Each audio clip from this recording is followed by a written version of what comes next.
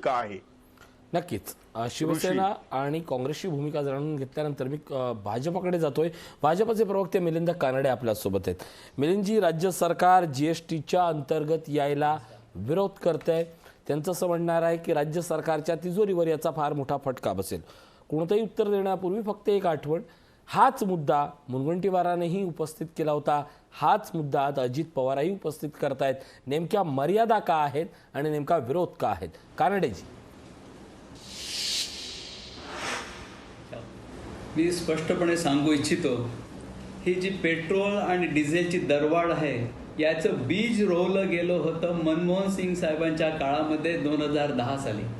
जेव्हा ज्या क्षणी पेट्रोल डिझेलचे भाव आपण नियंत्रण त्याचं सरकारकडनं काढून या पेट्रोलियम कंपन्यांच्या हातात दिलं, तर हे आज ना उद्या होणं स्वाभाविक होतं. आज हे घडल्यानंतर आपण हे सगळं सांगतो. कारण एक मिनिट थांबवतोय मी तुम्हाला. तिवारी त्यांना पूर्ण बोलू द्या, नंतर मी त्यांच्याकडे जातो. तुमच्या वेळेस मी शांत बसलो होतो, मी पूर्ण ऐकून घेतलं. नाही, तुम्ही पूर्ण बोला. पूर्ण तिवारी पूर्ण बोला. कानडे पूर्ण बोला. वेळ दिलेला आहे त्याच सांगतो. हा बस, मला तेच आपल्याकडे हीच अपेक्षा आहे. मिलिंद 1995 मध्ये जायचं नाही. बीज रोवलं आहे तसंच उगवेल. जसं बीज रोवलं आहे तसंच उगवेल. आज त्यानुसार जर बोरीचं झाड लावलं तर त्याला बोरीचेच फळं येणार आहेत.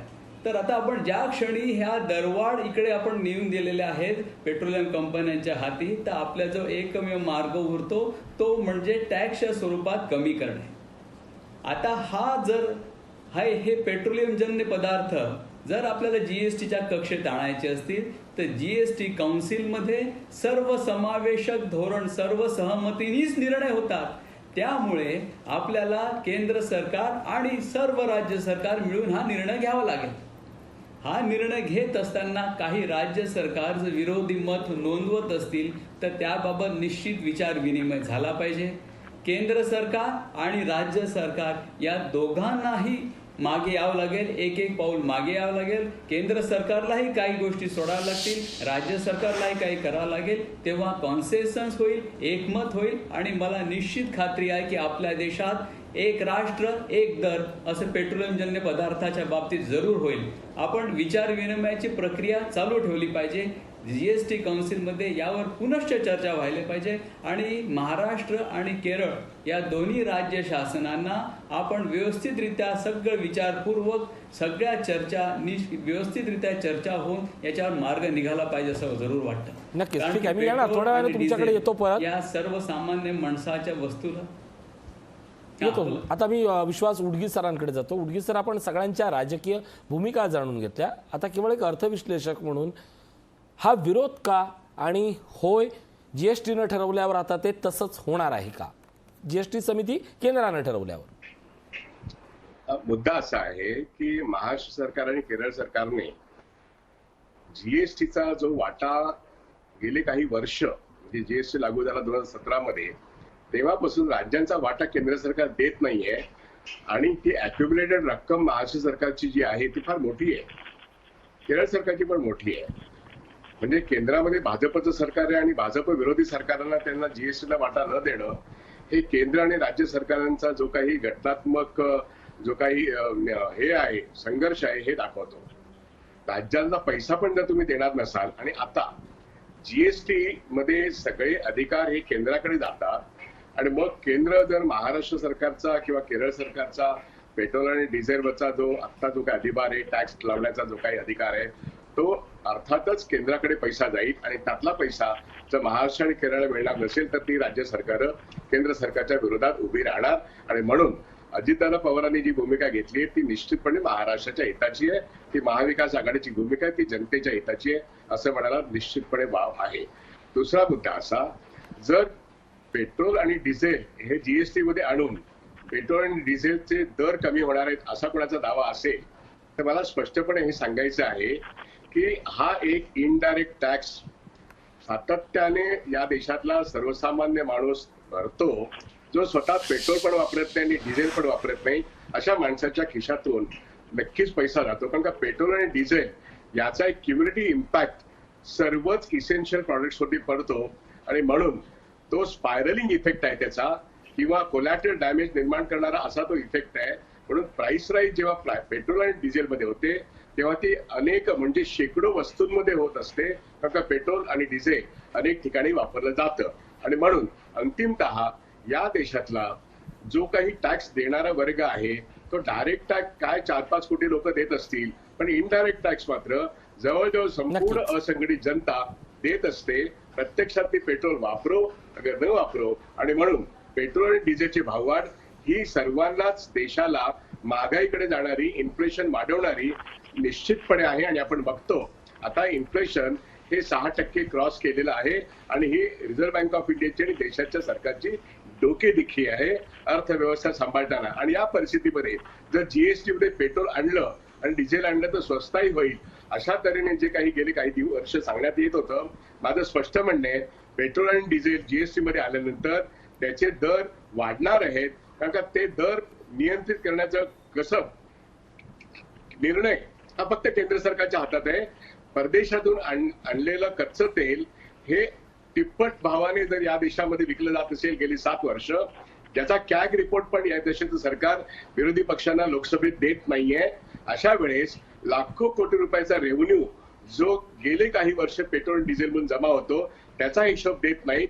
पुन्हा जीएसटी मध्ये राज्यांच्या खिशात हात घालण्याचा प्रकार होतोय. अशा वेळेस सर्वसामान्यांची लूट याच्या पुढे पेट्रोल आणि डिझेल मधून जो जीएसटी लागू झाला, परिषद आता आहे, निर्णय कधी होईल माहित नाही, पण जो काही निर्णय होईल तो इनडायरेक्ट टॅक्स भरणाऱ्या सामान्य कोट्यवधी लोकांवरती होणार आहे आणि त्यांचा खिसा नक्कीच मुद्दा हाच आहे की पेट्रोलच्या या डिझेलच्या या नव्या निर्णयामुळे, जीएसटीच्या कक्षेत येण्यामुळे खरंच स्वस्ताही येणार आहेत का? कारण आज घडीला पेट्रोल आणि डिझेलवर 3 महत्वाचे कर आहेत, ज्याच्यामध्ये अबकारी आहे, व्हॅट आणि उपकर आहेत. या सगळ्या करांचं नेमकं काय होणार आहे? आणि सगळ्यात सामान्यांचा प्रश्न, विरोध का आणि विरोध का होऊ नये, या सगळ्या प्रश्नांची उत्तरं आणखीन आपण जाणून घेणार आहोत एका छोट्याशा ब्रेक नंतर. पाहत राहा लोकशाही न्यूजचा विशेष कार्यक्रम विरोध का.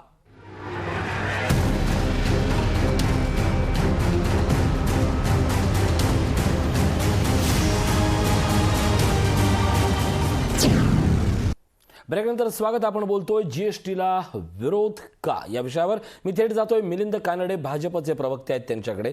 मिलिंदजी, मी तुम्हाला प्रश्न विचारला होता ब्रेकपूर्वी आणि त्या दरम्यान अगदी किशोर तिवारी हे काही वेळ तुम्हाला थांबवत होते, पण मी तुम्हाला बोलू दिला. आता मात्र मी प्रश्न पुन्हा एकदा रिपीट करतोय, कारण त्या प्रश्नाचं उत्तर तुम्ही योग्य दिलं नाहीये. ज्या वेळेला 2017 मध्ये हा विषय पुन्हा चर्चेला गेला त्यावेळी मुनगंटीवार यांनी या सगळ्या प्रकरणाला स्पष्ट विरोध दर्शवला होता. पण आता मात्र राज्य सरकार, अजित पवारांनी ही भूमिका घेतल्यानंतर पुन्हा एकदा भाजपची विरोधात असल्यावर भूमिका का बदलली गेली? कारण राज्य सरकारच्या कराच्या बाबतीत होणारं नुकसान हे राज्याच्या महसुलाचं नुकसान आहे, ते महाविकास आघाडी सरकारचं नुकसान नाहीये. कानडे, मी आधी ते आपल्याला स्पष्टपणे सांगितलं, सुधीर भाऊंनी जी भूमिका मांडली ती भूमिका आजही कायम आहे. हो, स्पष्टपणे हे आहे. मी सुद्धा पहिल्यांदा हे सांगितलं, मी माझं उत्तर पूर्ण दिलं होतं. केंद्र सरकार आणि राज्य सरकार या दोघांनाही कराचा दर कमी केला तरच ही दरवाढ कमी होणे शक्य आहे. त्याशिवाय कर संकलन आज जेवढं कर संकलन होत आहे ते करण्यासाठी आपला जो दुसरा तर काही पर्याय नाही आहे. आणि जर सगळ्या या डेव्हलपमेंटल ऍक्टिव्हिटीज करायच्या आहेत, आपल्या करोनाच्या काळामध्ये लसीकरण आणि सामाजिक योजना सगळ्या राबवायच्या असतील तर तेवढं आर्थिक संकलन आवश्यकच आहे. आर्थिक संकलन जर तेवढं आवश्यक आहे तर कर दरवाढ, करारोपण हे जर कमी करायचं आहे तर केंद्र आणि राज्य या दोघांनाही कमी करावं लागेल. हीच भूमिका आहे आणि हीच भूमिका आदरणीय सुधीर भाऊंनी सुद्धा मांडली होती. देवेंद्र फडणवीस यांचं सरकार जेव्हा होतं तेव्हा राज्यांनी स्वतःच्या अखत्यारीतला जे 10 रुपये प्रति मिळत होते ते त्यांनी कर दर कमी केले होते. ही इतिहास आहे. आता तशाच प्रकारचं हे राज्य सरकार सुद्धा करू शकते. हा राज्य सरकारच्या अखत्यारीतला प्रश्न आहे, त्यांनी तो करावा. आणि शेवटी पुन्हा एकदा सांगतो की मी प्रश्नाचं उत्तर पूर्ण दिलं होतं. जीएसटी काउन्सिलमध्ये जे निर्णय होतात ते सर्व सहमतीने होतात. जर सहमती प्राप्त झाली तर सर्वांनाच, या सर्व नुसतं महाराष्ट्राच्या जनतेचा नाही, देशभराच्या गोरगरीब जनतेचा फायदा होणार आहे. तर ते असं व्हायला पाहिजे. नक्कीच. या सगळ्या प्रश्नाचं मला उत्तर मिळालेलं आहे, जो मी प्रश्न विचारत होतो. आता किशोर तिवारी यांच्याकडे जातो. तिवारीजी, आपण पूर्ण कानडे यांचं ऐकलं, तुम्ही आक्षेप नोंदवत होता, तुमचा आक्षेप काय आहे? नाही कसं असतं की विश्वास इथे फार सिरियस बोलला आणि विश्वासनी जे काही सांगितलं ते बरं आहे. मात्र मी सांगतो तुम्हाला, केंद्र असो राज्य असो, मात्र मूळ किमतीपेक्षा जर तुम्ही 3.5 पटीने जास्त पैसे उकळत असाल तर ही जुलमी राज्यसत्ता आहे हे पहिले कबूल करायला पाहिजे. आज महाराष्ट्र सरकार आर्थिक संकटात असल्यामुळे महाराष्ट्र सरकार तो निर्णय घेऊ शकत नाही जो निर्णय पहिले घेण्यात आला होता.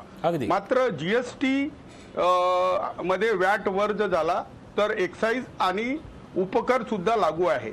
तर मी सरकारचं समर्थन करत असतानाही सामान्य जनतेचा प्रतिनिधी म्हणून बोलतो की जसं मिलिंदही बोलला की केंद्र आणि राज्य यांनी पेट्रोल बद्दल भूमिका घ्यायला पाहिजे.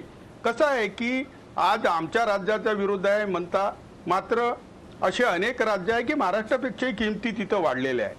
तर पेट्रोल 100 रुपयाच्या वरच चालला आहे, काय चालू आहे, डिझेल चालला आहे आणि 29 आणि 32 रुपयात यांच्या मूळ किमती आहेत.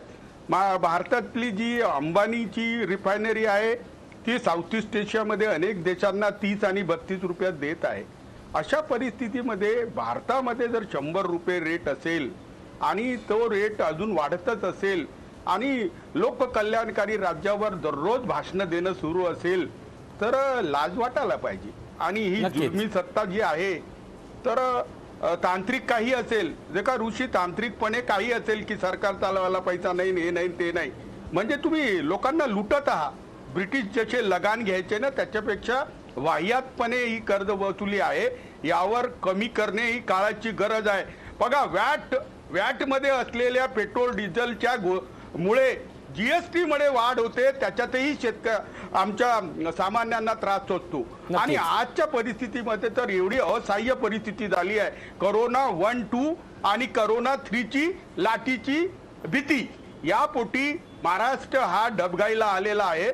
तर मी तर स्पष्ट म्हणतो की केंद्र सरकार सुधारणेच्या पक्षात असेल तर त्यांनी 3-4 लाख कोटीचं महाराष्ट्राला पॅकेज द्यावं व त्याच्यानंतर त्यांनी एक राष्ट्र एक कर प्रणाली लागू करावी, कारण त्याच्याशिवाय पर्याय नाही. ज्याच्या खिशात हात टाकाल तो काढेल पैसे, बरोबर नाही.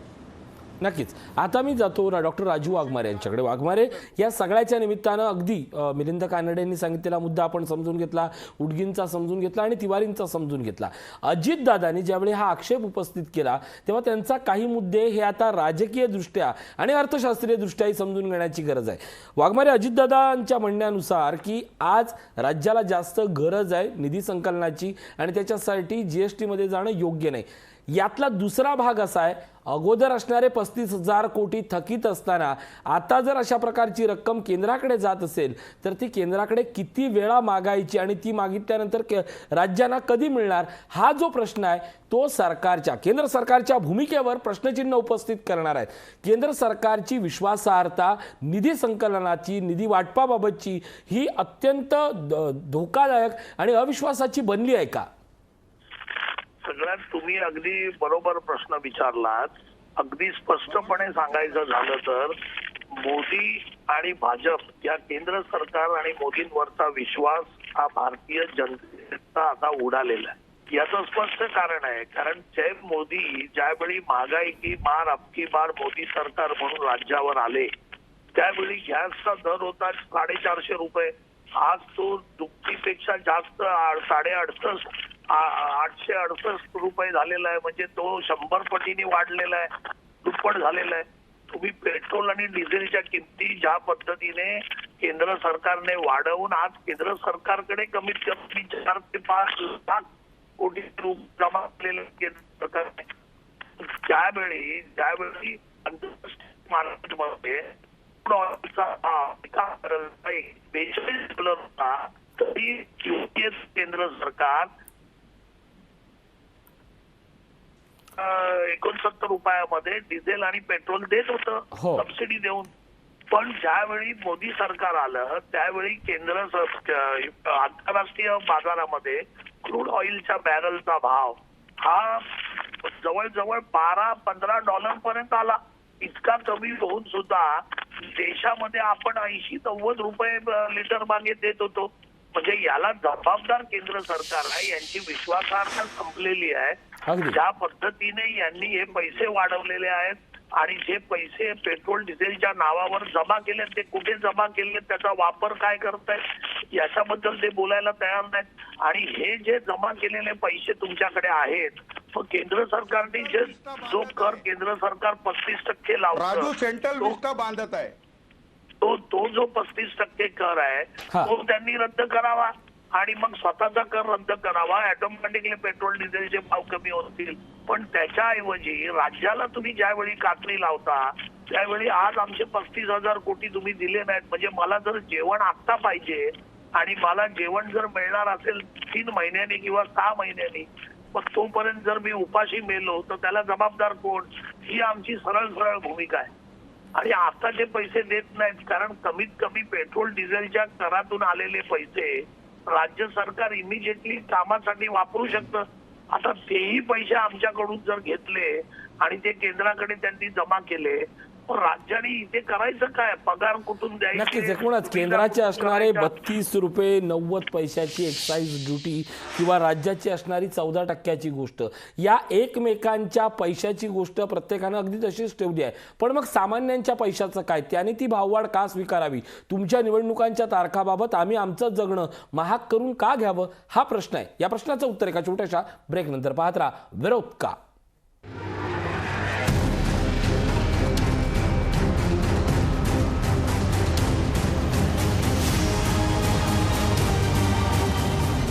ब्रेक नंतर स्वागत. आपण बोलतोय जीएसटीच्या कक्षेत पेट्रोल डिझेल आणायला राज्य सरकारचा विरोध का.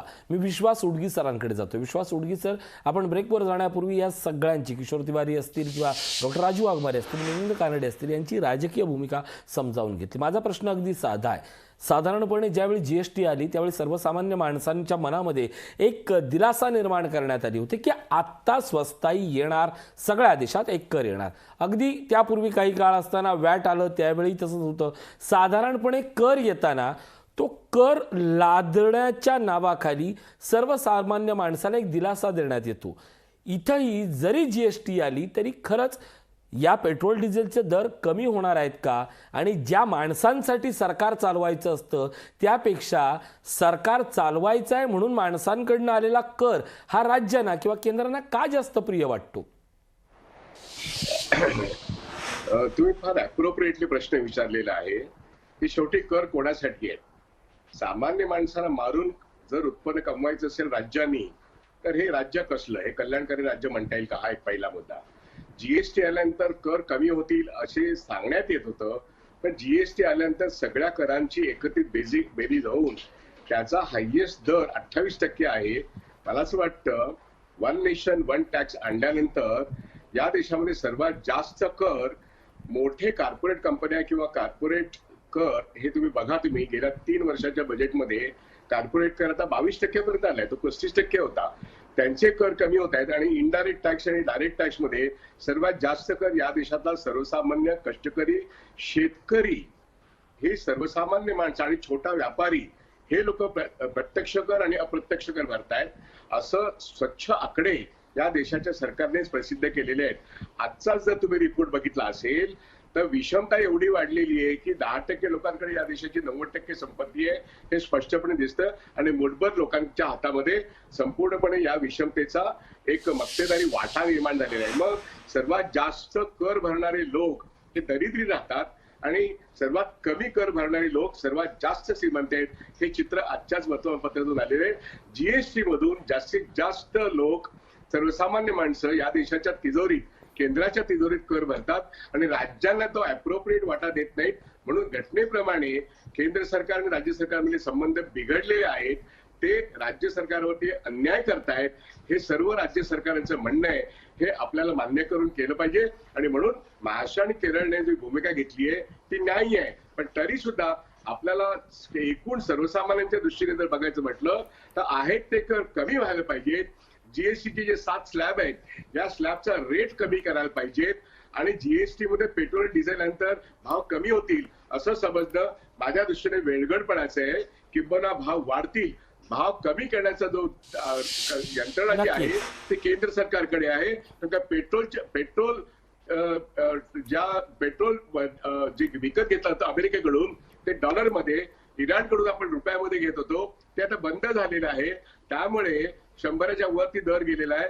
आता आपल्याला अमेरिकेकडून तेल घेणं बंद करून पुन्हा एकदा इराणकडून हातमिळवणी करून तेल घ्यायला लागेल आणि तेलाचे एकूण भाव भारतात कमी करायला लागतील.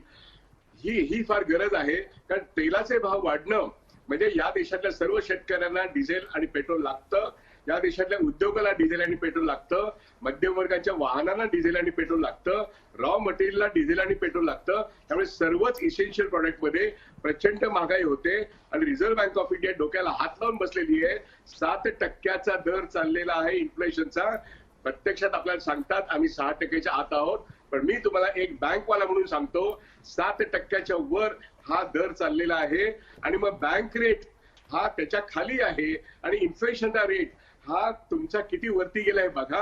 आणि म्हणून सर्वसामान्य माणसावरती तुम्ही या जीएसटीच्या नावाने किती बोजा टाकणार आणि राज्यांचा वाटा केंद्र सरकार किती लुटत राहणार आणि परत कॅग रिपोर्ट येत नाही. हा अन्याय कुठून आहे? संपूर्ण लोकसभेच्या 7ही अधिवेशनांमध्ये आतापर्यंत कॅग रिपोर्ट किती सादर झालेत याचं तुम्ही जरा स्पष्टीकरण विरोधी पक्षांनी मागायला पाहिजे, अर्थतज्ञांनी मागायला पाहिजे, सामान्य जनतेने प्रश्न विचारले पाहिजे. कारण का जो कर भरतो तोच कराच्या ओझ्याखाली मरतोय हे कृपा करून लक्षात घ्या. मी इथेच थांबतो. नक्कीच. ते जे वाक्य आहे ना शेवटचं, त्याच वाक्यांवरनं मी मिलिंद कानडे यांच्याकडे जातो. कानडेजी, या देशात लोकशाही आहे. या प्रत्येकाला सरकार आपल्यासाठी, ते सरकार कोणाचंही असू देत, ते कसंही असू देत, ते विकासाभिमुख काम करतं हा सामान्य माणसाचा विश्वास असतो. तो प्रामाणिकपणे कर भरतो. पेट्रोल डिझेलच्या बाबतीत जो सगळा वाद निर्माण झालाय ना, तो कधीपासून झाला ती एक राजकीय गोष्ट सांगतो. पश्चिम बंगालच्या निवडणुका होईपर्यंत साधारण 70 रुपयेपर्यंत ही चर्चा सुरू होती. 70 रुपये सामान्य माणसाच्या साधारण आवाक्यात होतं, पण 70 नंतर 70, 71, 72 असं करता करता 110 ते आज 107 पर्यंत आलेले आहेत. केंद्रानं किंवा राज्यानं जीएसटीचा भाग थोडासा जाऊ देत, पण आहे ती परिस्थिती निदान कोरोना काळात थांबवता येणं हे शक्य झालं नसतं का केंद्राला? कानडेजी. बघा ऋषीजी, जेव्हा आपण एखादं संघ राज्याच्या स्वरूपात एक शासन करत असतो, एक केंद्र सरकार पूर्ण फेडरल स्ट्रक्चर आहे, त्यानुसार आपण आज जे करत असताना आता पेट्रोल डिझेलच्या किमती वाढल्या हे शाश्वत सत्य आहे, मान्य करतो. सगळ्या भारतभरच किमती वाढलेल्या आहेत.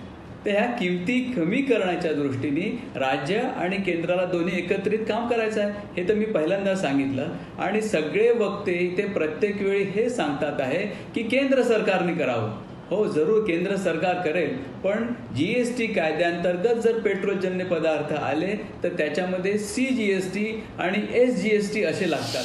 प्रत्येक वेळेस SGSTचा पोर्शन हा इमिजिएटली राज्य सरकाराला मिळत असतो.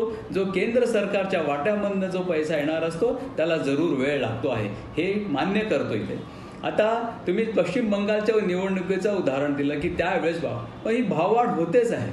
आता त्याला इलाज काय आहे याच्यावर आपण चर्चा केंद्रित करूया की आता हे कमी कसं करताय. कमी करण्यासाठी कॉन्सेन्सस हाच एक मला मार्ग दिसतो साहेब. ऋषीजी, तुम्ही तुमच्या माध्यमातून आदरणीय सगळ्या महोदयांना विनंती करा की त्यांनी त्यांच्या राज्य सरकारांना, सर्व राज्य सरकारांची अशी भूमिका राहिली तर हे जीएसटीच्या अंतर्गत आले, केंद्र आणि राज्य दोघांनीही कर दर कमी केले तरच शक्य आहे. एकटा राज्य किंवा एकटं केंद्र सरकार. मी येतो तुमच्याकडे. तुमचा मुद्दा घेऊन मी फक्त उडगी सरांकडे जातो, नंतर पुन्हा तिवारींकडे जातो. सर, हा जो CGST आणि EGST हे जे दोन प्रकार सांगितले आहेत की जे तातडीनं राज्य सरकारला मिळू शकतात, हा जो राज्याचा साधारणपणे 15,000 कोटींचा जो महसूल आहे तो तातडीनं मिळू शकणार आहे का, की तो देखील EGSTत जाणार आहे?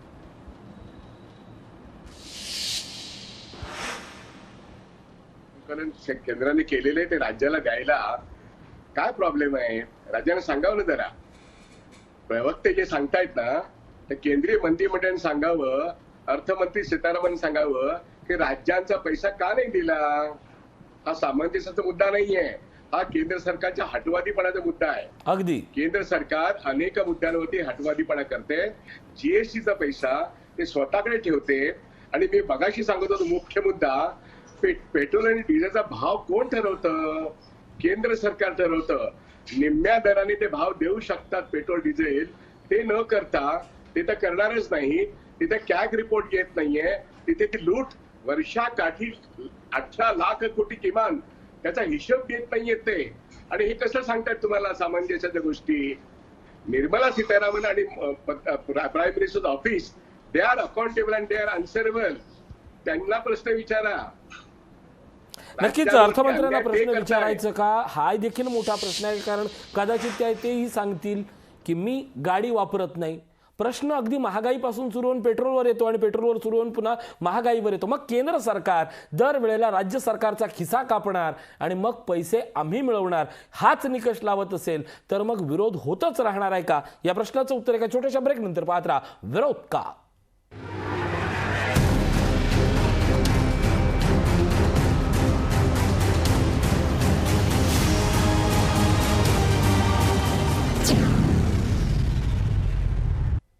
ब्रेकनंतर स्वागत. विरोध का या विषयावर आपण बोलतोय. आपण ब्रेकवर जाण्यापूर्वी विश्वास उडगी आणि भाजप प्रवक्ते मिलिंद कानडे यांच्या बोलण्यातली नेमकं अर्थविषयक तत्व काय आहे ते जाणून घेतलं. आता मी जातोय किशोर तिवारी सर यांच्याकडे. तिवारी सर, अत्यंत महत्त्वाचा प्रश्न की जो मुद्दा मी मिलिंद कानडे यांना विचारला होता की साधारणपणे पश्चिम बंगालच्या निवडणुकीपर्यंत असणारा 70 रुपयाचा आकडा अचानकपणे 110 पर्यंत गेला, काही काळ 100ला जातोय, तेव्हा प्रचंड देशात वाद निर्माण झाला. मात्र हळूहळू तो 7 पर्यंत थांबला, 110 पर्यंत येऊन थांबवण्यात आलेला आहे. मुळात प्रश्न हाच आहे की हे सगळं वाढ ही जीएसटीत आणण्यासाठीच करण्यात येत होती का? तिवारी सर. नाही, एक बघा, याच्यात 2 मुद्दे आले आहे की एक विश्वास सरांनी जे बोलले की जीएसटी देणे आणि त्यात उशीर करणे, भाजप विरोधी राज्याला विलंबाने देणे व त्याच्यातही अन्याय करणे, आता जीएसटीचा समावेश केल्यानंतर तोही अन्याय जास्त वाढवणे, हा सगळा प्रकार फारच आहे. आता राजू वाघमारेंचा एक मुद्दा फार महत्त्वाचा होता की मनमोहन सिंगाचा विषय मिलिंदनी काढला, पण मनमोहन सिंगाच्या वेळेस जर क्रूड ऑइलच्या प्राइजेस बघितल्या की त्यांच्या 10 वर्षाच्या काळात त्या आसमानाला गेल्या होत्या. 100च्या वर कधी कधी ते 146 झालं होतं, 165 सुद्धा झालं होतं. मात्र त्यांनी किमती अशा वाढवू दिल्या नाही. यांच्याकडे तर $15 वर क्रूड ऑइल आल्यानंतर सुद्धा यांनी बेरहमी दाखवली. आज विश्वास सरांनी 4 वेळा मुद्दा काढला की कॅगचा रिपोर्ट कुठे आहे. बरोबर. तुम्ही डिझेल आणि पेट्रोल आणि गॅसच्या याच्यावर सबसिडी सोडल्यानंतर एक सामान्यपणे एक अर्थशास्त्री बोलत आहे की 28 लाख कोटी रुपये तुम्ही काढले, ते खर्च कुठे केले. आता असा महत्वाचा मुद्दा आहे की तुम्ही, आता तुमचा एक मुद्दा होता की सामान्यांनी काय करावं, तर हे जुलूमच होत राहतील ऋषी. सामान्यांनी तर आरक्षणावर मोर्चे काढावे, नाहीतर कोणीतरी कुठेतरी मंदिर बांधेल, त्या मुद्द्यावर मतदान करायचं, नाहीतर मोदीजी तर आहेच, ते प्रवचन करतात, त्या प्रवचनावर करायचं, नाहीतर ते आपल्या सरहद्दीवर काहीतरी तणाव निर्माण करतील. मात्र ही जी लूट सुरू आहे, ही लूट जोपर्यंत जनता यांना जाब विचारणार नाही तोपर्यंत ही लूट अशीच सुरू राहील. आणि ही लूट कळस गाठला आहे हे समजून घ्या. मला एक समजत नाही की 30 रुपयाची वस्तू जर राज्य सरकारला ऑइल कंपनी काढून एवढंच टॅक्स आम्ही कलेक्ट केलं तर ते आम्ही 50 रुपयात देऊ शकतो, तर महाराष्ट्र राज्य पेट्रोलियम कॉर्पोरेशन आम्ही करायचं आणि बाहेरून 30 रुपयात घ्यायचं आणि 20 रुपये टॅक्स लावून आम्ही विकायचं. हे केंद्र सरकार जे लुटत आहे त्याचं जस्टिफिकेशन करायला जीएसटी मर्ज करत आहेत.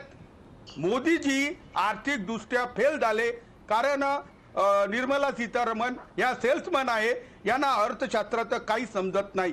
अगं तुम्ही बहाना, रघुराम राजन जे काही बोलले आहे 8-10 दिवसापूर्वी, थोडं राजकारण याच्यातलं, मात्र असं अर्थकारण देशाचं कधीही आलेलं नव्हतं. नक्कीच. आणि आज सुद्धा मिलिंद म्हणतात की चर्चा करू, हे करू.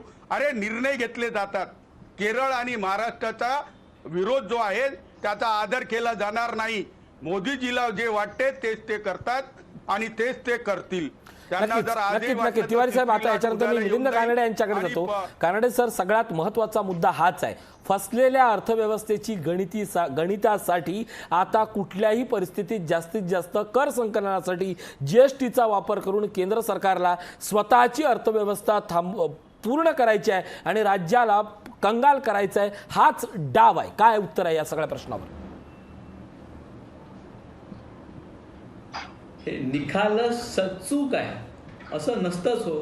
सरकार हे शेवटी केंद्र सरकार असो वा राज्य सरकार असो, हे कल्याणकारी राज्याची रचना आहे आपली. याच्यात लूट आणि हे शब्द अस्तित्वातच नसतात हो. लोक इथे सगळे कल्याणकारी आदरणीय राज्य वक्ते संपलं बसलेले आहे. आहेत. तुम्ही लुटारू लूट आहे किंवा पहिले ह्या कबूल गोष्टी करा. सध्या सरकारच्या नाही, नाही, नसतात मिलिंद, हो. सरकार तुम्ही कधी पहिले लूट नसते कमी करत. लुटारू ते कल्याणकारी की जास्त लुटारू राज्याची याच्यावर बोला. संघराज्याची प्रतिमा आपण जतन करतो आहोत. नाही, नाही, आपण ते तिथे चांगलं कसं- आहे, ठीक आहे ठीक आहे. म्हणजे मिलिंद कानडेंसारखा प्रवक्ता हा खरंच आता यापुढे चर्चेला बोलवावा लागेल की कोणीतरी ऐकून घेतं, कोणीतरी समजावून सांगतोय.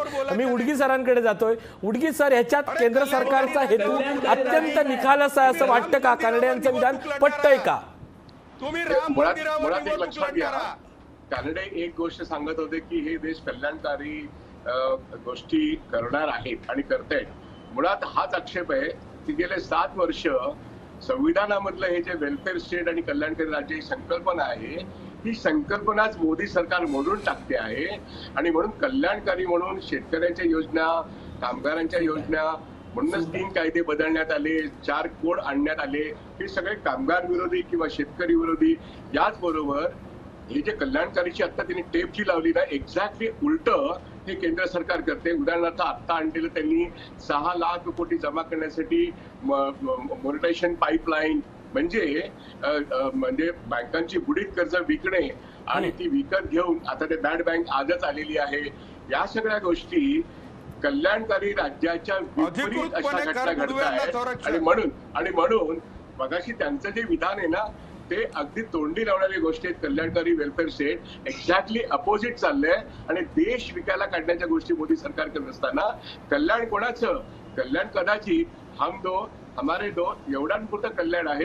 हे मात्र नक्की या सगळ्याबाबत नेमकं साध्य काय करायचंय? कारण देशाची अर्थव्यवस्था ज्या पद्धतीनं आता घसरत चाललेली आहे, देशाच्या अर्थव्यवस्थेवर संपूर्ण वैश्विक स्तरावरनं टीका होते आहे आणि त्याच वेळेला पेट्रोल डिझेलच्या दरात मात्र वाढ होते. जागतिक स्तरावर क्रूड ऑइलचे दर हे समान असताना, स्थिर असताना हा जो कारभार फसवा चाललेला आहे त्याचा प्रश्न विचारायचा कोणी, हाच तर मुद्दा आहे. आज अजित पवारांच्या निमित्तानं किंवा केरळ सरकारच्या निमित्तानं आज कुणीतरी केंद्र सरकारला आपल्या हक्काच्या पैशासाठी भांडतंय. अर्थात ते पैसे तुमच्याकडनं मिळणार नाही आहेत. हा जो राज्य सरकारचा 2 राज्यांचा झालेला स्वतःच्या दिल्ली सरकारवर उपस्थित केलेला जो अविश्वास आहे, त्याला उत्तर मात्र भविष्यात केंद्र सरकारला पैसे जमा करूनच करावं लागणार, एवढं मात्र नक्की. या सगळ्या कार्यक्रमात सहभागी झालेले मान्यवर असतील, विश्वास उडगी असतील, किशोर तिवारी सर असतील, डॉक्टर राजू वाघमारे असतील आणि मिलिंद कानडे असतील, या सगळ्यांचे आभार मानतो आणि या कार्यक्रमात इथंच थांबतोय. त्याच्या बातम्यांसाठी पाहत राहा लोकशाही न्यूज.